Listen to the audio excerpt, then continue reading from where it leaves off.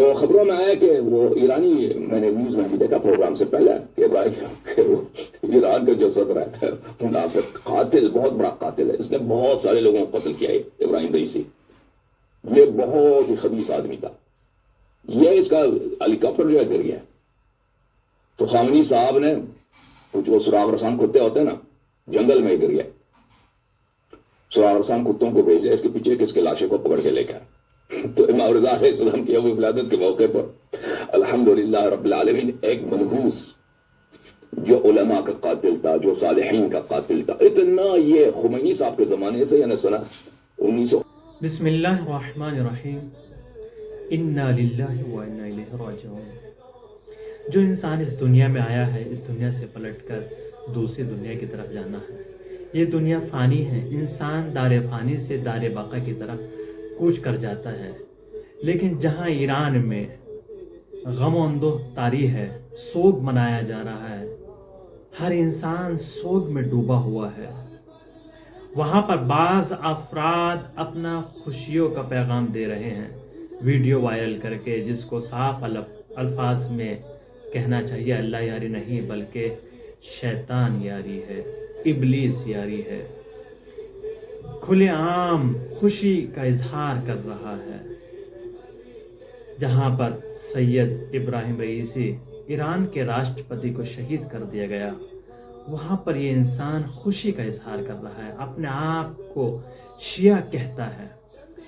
سب سے پہلے یہ چیز کہ ایران کا راشٹرپتی، دوسری چیز ایک عالم دین، تیسرے سعادات ہے، آل زہرا سلام اللہ علیہا، حضرت فاطمہ زہرا سلام اللہ علیہا کی نسل سے سعادات ہے، جس کا احترام بہت زیادہ کیا جاتا ہے۔ آپ نے ایک سعادات کی توہین کی، آپ نے انسانیت کے قانون کو، رول کو پامال کر دیا۔ انسانیت کیا ہے؟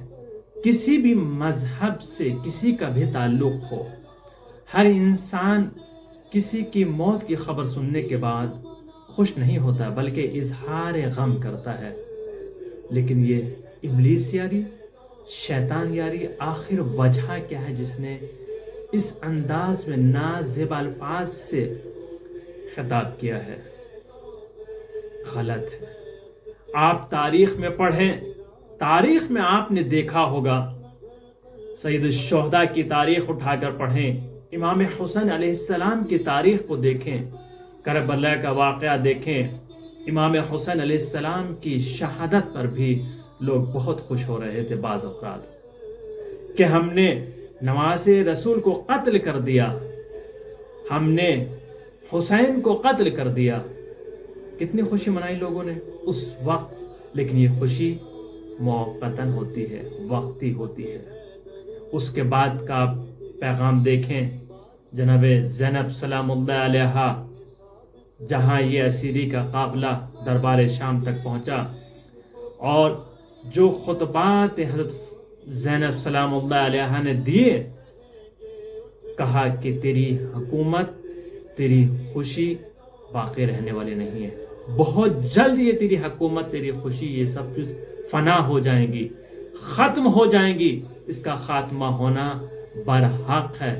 اور حقیقت میں آپ نے دیکھا، تاریخ نے بیان کیا کس طریقے سے اس حکومت کو نابود کر دیا گیا، کس طریقے سے ان کے تختوں کو الٹ دیا گیا، کس طریقے سے جو خوشیاں منا رہے تھے، آپ نے تاریخ میں پڑھا کس طریقے سے وہ لوگ جنہوں نے خوشیاں منائی تھی اور جو تخت نشین تھے، کس طریقے سے آج ان کا نام و نشان مٹ گیا، وہ لوگ نابود ہو گئے۔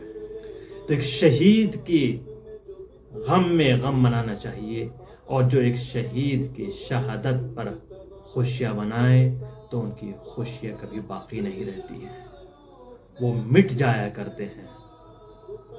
میرا بھی یہی کہنا ہے، لیکن سوال یہ پیدا ہوتا ہے، یہ ابلیس یعنی اتنا بڑا چینل کہاں سے چلا رہا ہے؟ پہلا، دوسرا، کون ہے اس کے پیچھے جو اتنا بڑا پلان بنا رہا ہے اور کھلے عام اہل سنت اور تشیع دونوں کو ٹارگٹ کر رہا ہے، دونوں مذہب کی کھلے عام توہین کر رہا ہے؟ اور یہ ایک اسلام کے لیے، ایک مذہب کے لیے ناسور بن چکا ہے، ایک فتنہ بن چکا ہے جو سنی میں اور تشیع میں فتنہ برپا کر رہا ہے۔ یہ ہے ابلیس یاری۔ واقعاً اس کے پیچھے بہت بڑی ایک سیاست اور بہت بڑا ایک راز ہے۔ بعض افراد اپنی زندگی بچانے کے لیے یا اپنی زندگی گزارنے کے لیے مجبور کر ایسا بولتے ہیں تاکہ وہ زندہ رہ سکیں، لیکن یہ غلط ہے۔ ایسے لوگوں کا بائیکاٹ کرنا چاہیے اور ان کے چینل کو بھی ختم کرانا چاہیے۔ آپ اس کی ویڈیو کو سن سکتے ہیں کس طریقے سے نازیبا الفاظ اس نے شہداء کی شان میں، علماء کی شان میں کہے ہیں۔ ہم اس کی مذمت کرتے ہیں اور آپ سے بھی اپیل ہے کہ آپ بھی اپنے دوستان کو، اپنے عزیز و اقارب کو یہ پیغام پہنچائیں اور اس ویڈیو کو شیئر کریں کہ اس شیطان یاری کا بائیکاٹ کریں۔